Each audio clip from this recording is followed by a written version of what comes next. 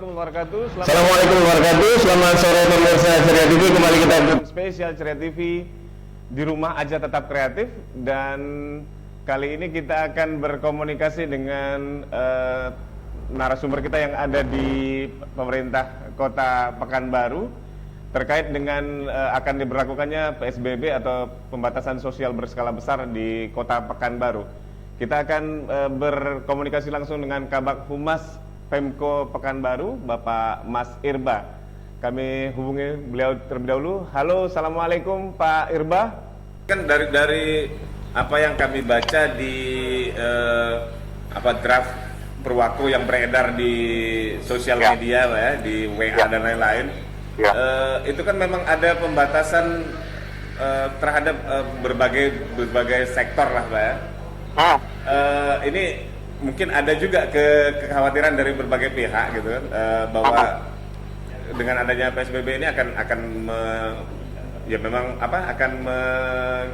sedikit mengurangi aktivitas masyarakat di Kota Pekanbaru. Ini dari pihak Pemko sendiri bagaimana, Pak, menjawab kekhawatiran masyarakat ini, Pak? Ya, jadi begini, ini perlu saya luruskan.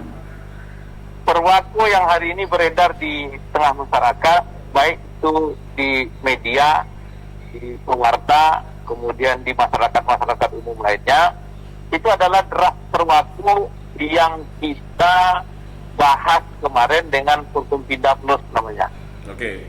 Dari pembahasan yang beredar hari ini, itu ada beberapa catatan-catatan baik oleh Pak Kapolres, baik oleh Pak Dandim, maupun oleh Ketua DPR, kemudian oleh Pak Wali Kota dan Wakil sendiri. Kemudian juga ada masukan-masukan yang kita tampung dari instansi-instansi teknis terhadap pelaksanaan ini.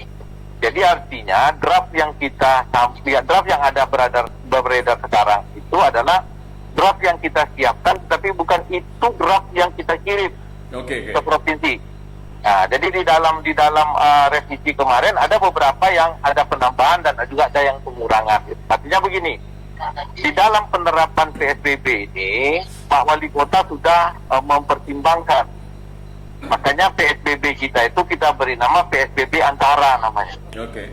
Ya, jadi artinya tidak seperti apa yang beredar di tengah masyarakat hari ini, bahwa ketika PSBB itu diberlakukan, kita otomatis tidak boleh sama sekali keluar dari rumah. Ya, itu dia yang dikatakan orang.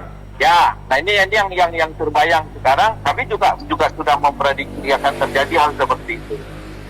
Namun demikian kami juga menyayangkan beberapa pendapat-pendapat dari masyarakat atau mungkin kelompok masyarakat yang menyampaikan bahwa ada yang menyampaikan PSBB-nya banci lah, PSBB-nya setengah hati lah, PSBB-nya tidak ada perencanaan lah, PSBB macam-macam lah. Itu wajar kalau menurut kami. Tapi kami minta mohon juga masyarakat dan kelompok masyarakat ini, marilah kita memberikan sesuatu. Jangan tanya dulu daerah atau pemerintah itu memberikan apa untuk kami. Tidak usah kita tanya itu dulu. Kita tanyakan apa yang kita bisa bantu terhadap daerah. Makanya Pak Wali Kota dengan tidak mengganggu ekonomi masyarakat, makanya kita berlakukan PSBB itu antara jam 20.00 sampai jam 05.00. Oke. Itu. Ini kita lakukan. Kenapa namanya PSBB antara? Ketika ini juga tidak dipatuhi oleh masyarakat, ya artinya kita akan membuat PSBB memang betul-betul kita tidak ada kegiatan di dalam 24 jam. Ya, betul. Nah, ini artinya kalau kita lakukan ini, Pak Wali juga mempertimbangkan. Pak Wali juga tidak ingin kejadian seperti di Jakarta, sehingga masyarakat itu 24 jam memang tidak ada aktivitas gitu. Nah, sementara kita untuk mau memutuskan apakah ojek online itu bisa jalan atau tidak, ini sudah berbagai multitafsir. Oke. Termasuk juga oleh antara Kementerian Perhubungan dengan pihak pemerintah DKI. Di satu sisi dibolehkan, di sisi lain tidak dibolehkan. Nah, ini kan membingungkan juga gitu. Makanya kita mengambil ini. Jadi ada hikmahnya juga ketika pemerintah kita juga di pusat belum juga satu persepsi di dalam penerapan PSBB ini. Nah, kami mengetahui bahwa juga kita di Pekanbaru mengalami hal yang sama. Ya, betul. Ketika salah satu institusi mereka menerima perintah dari Jakarta tidak dibenarkan untuk mengganggu perekonomian masyarakat. Oke. Tapi di satu sisi, perekonomian masyarakat yang dilakukan itu sudah melanggar kaidah-kaidah daripada PSBB. Contoh, mereka yang berjualan, kalau Pak Wali bilang itu tidak pasar kaget hari ini. Pak Wali bilang itu pasar urban namanya. Oke. Pagi dia jualan di Muara Fajar, siang dia berjualan di Tampan, sore dia berjualan di Senayan. Nah, ini kan yang kita anggap ini pasar tidak resmi. Ya, ya.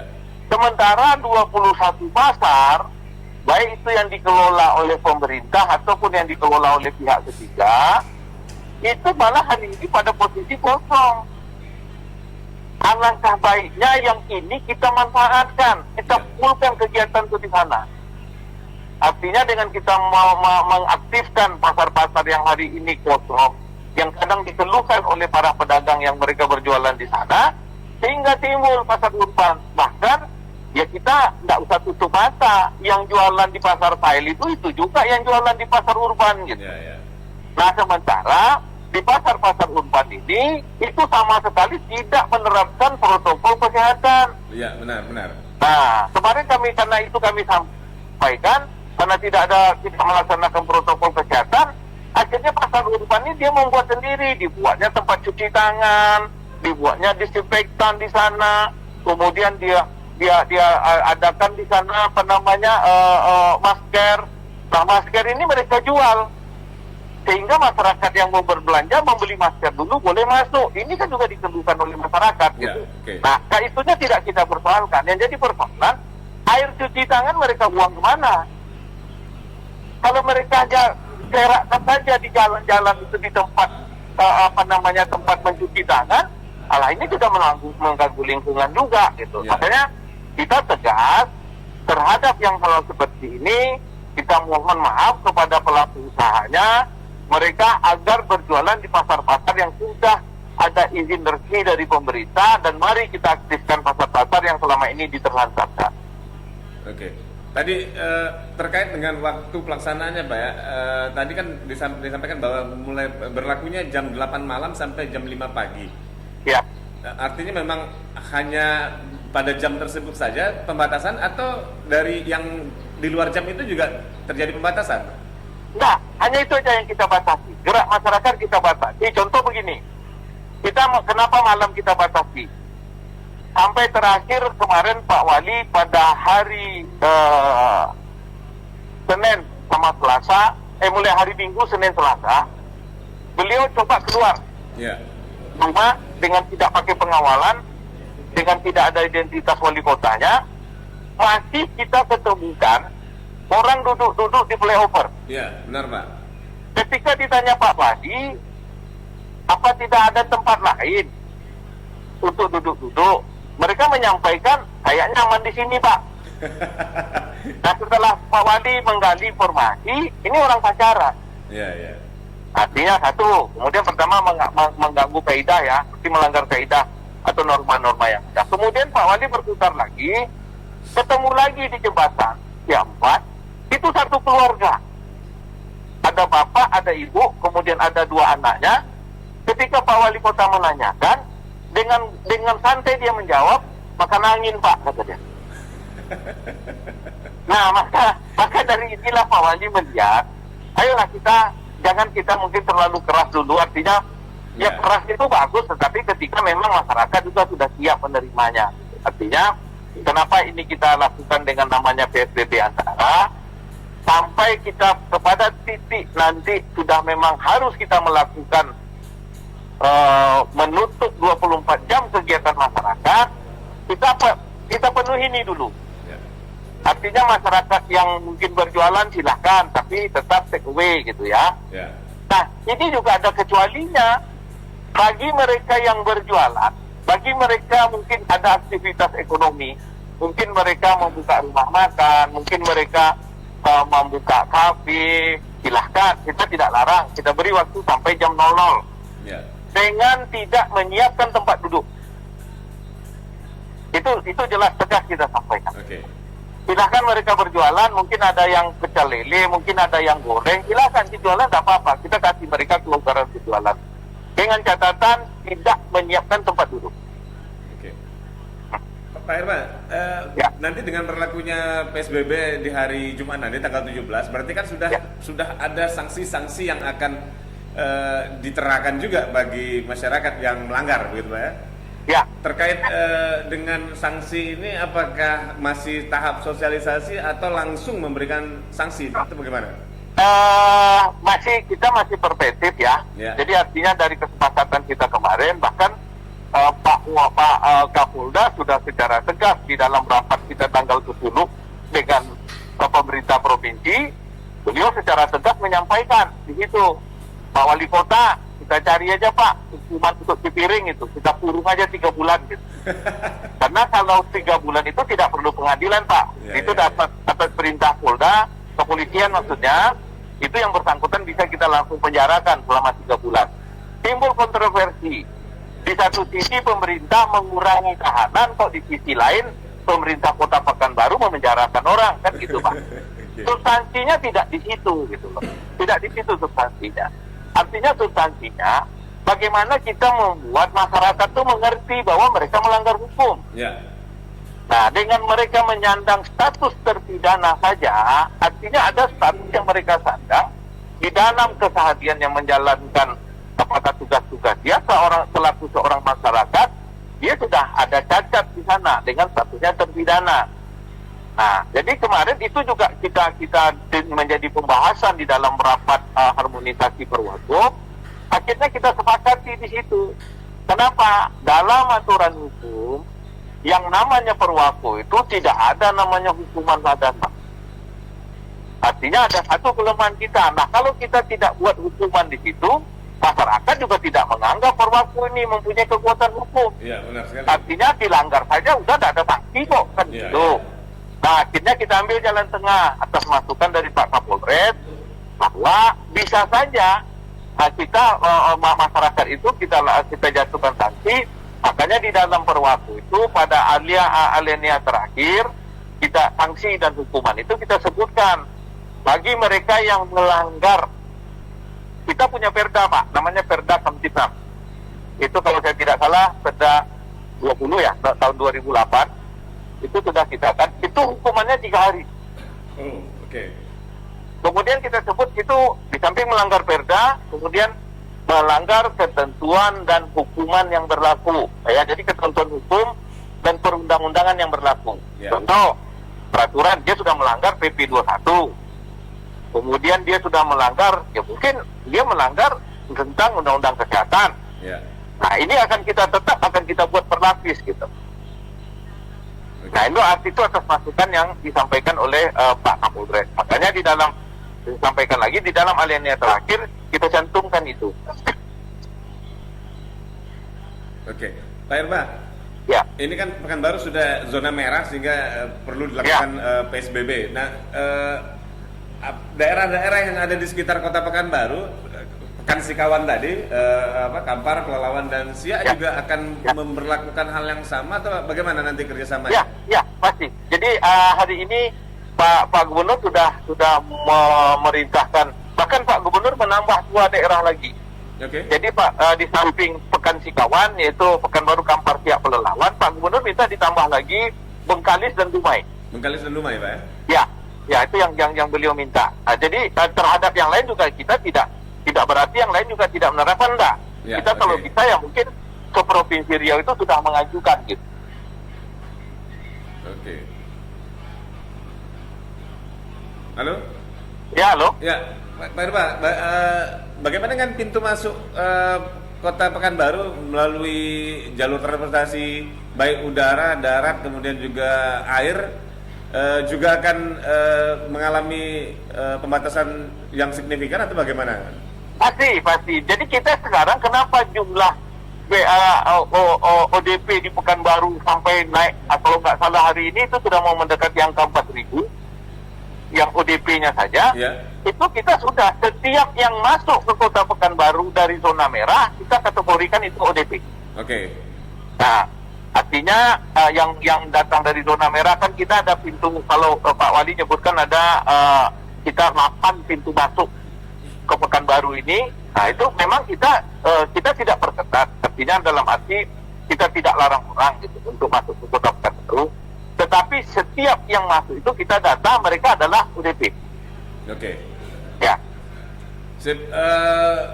Terakhir Pak Irba, apa himbauan dari Pak Irba selaku Kabak Humas Pemko Pekanbaru terhadap kepada masyarakat Kota Pekanbaru terkait masalah pandemi COVID-19 ini, Pak?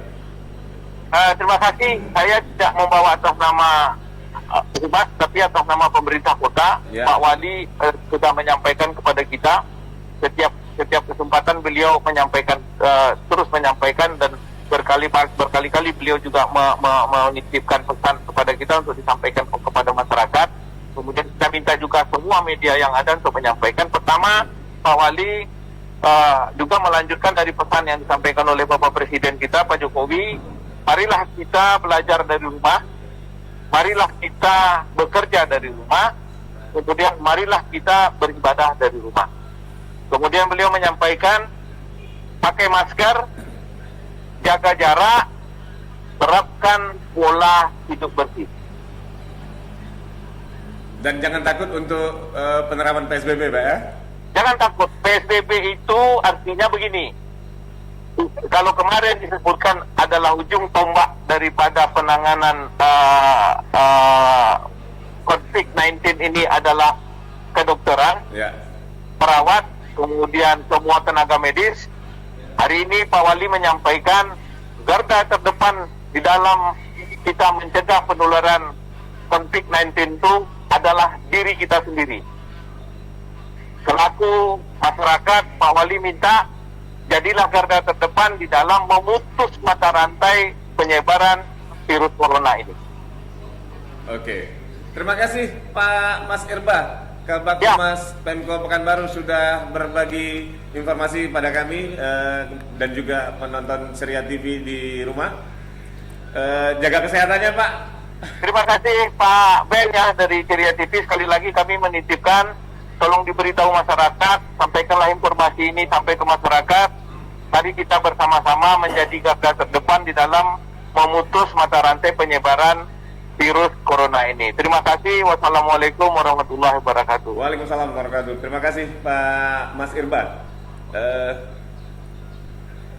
Baik pemirsa Ceria TV, kami baru saja berbincang dengan Pak Mas Irba, Kabak Humas Pemko Pekanbaru, terkait dengan akan diberlakukannya PSBB di Kota Pekanbaru pada tanggal 17 April 2020 mendatang, hari Jumat.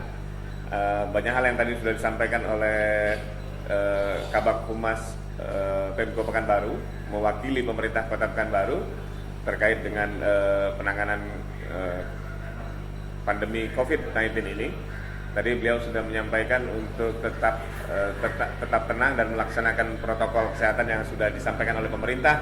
Kemudian juga beliau meyakinkan pada masyarakat Kota Pekanbaru untuk tetap tidak usah khawatir terhadap penerapan PSBB di Kota Pekanbaru.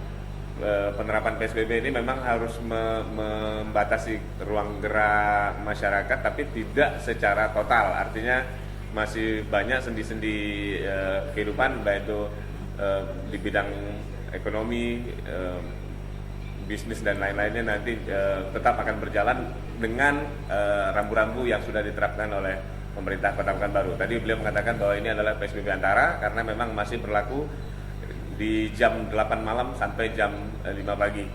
Kita berharap tidak terjadi PSBB total 24 jam karena memang kalau sudah seperti itu kita memang harus melakukan pembatasan yang total juga.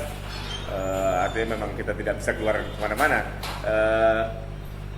Terima kasih sudah menyaksikan acara kita sore hari ini. Kembali kami ingatkan Anda untuk tetap menjaga kesehatan Anda dan jangan lupa untuk tetap melakukan sesering mungkin cuci tangan dengan air sabun, kemudian juga memakai masker bila keluar rumah, dalam memakai kendaraan pun tetap memakai masker, menjaga jarak juga dengan orang lain ketika akan berinteraksi, kemudian jangan lupa untuk mengkonsumsi makanan bergizi, vitamin yang bagus, yang baik, kemudian juga olahraga.